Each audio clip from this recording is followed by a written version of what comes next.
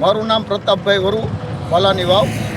આજે વહેલી સવારે કે જે અહીંયા વાહન અકસ્માતે દીપડીનું મૃત્યુ નીપજ્યું છે, એટલે અવારનવાર આ નેશનલ હાઈવે પર અકસ્માતો બને છે। પહેલાં થોડા સમય પહેલાં સિંહણનું મૃત્યુ હેમાળ નજીક એક્સિડન્ટ થવાથી મૃત્યુ પામ્યું હતું।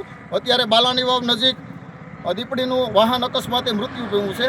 જંગલ ખાતું યોગ્ય આનું ધ્યાન આપે અને અહીંયા સ્ટાફની ઘટ છે, સ્ટાફ મૂકે। અવારનવાર મૌખિક રજૂઆતો કરવા છતાં જંગલ ખાતામાં કોઈ અધિકારીઓ ધ્યાન આપતા નથી। તો પછી અહીંયા સ્ટાફ મૂકવામાં આવે અને આ જે કાંઈ છે આ 5 વર્ષમાં 8થી 10મો બનાવ છે કે ઘણા બનાવો અકસ્માતમાં વન્ય પ્રાણીઓ મૃત્યુ પામે છે।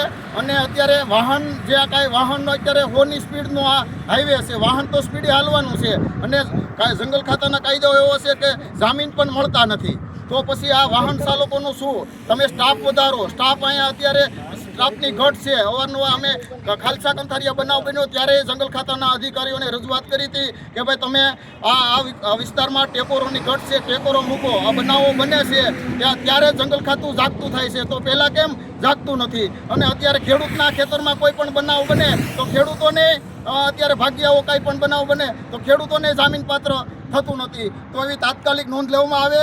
અત્યારે બાલાની વાવથી કાગોદર વિસ્તારમાં કે નાગેશ્રી વિસ્તારમાં જે ટેકોરોની ઘટ છે એ સ્ટાફ પૂરતો પૂરવામાં આવે, એ લોકોની માંગ છે અને ભવિષ્યમાં આવા બનાવ ન બને એની તકેદારી રાખવામાં આવે।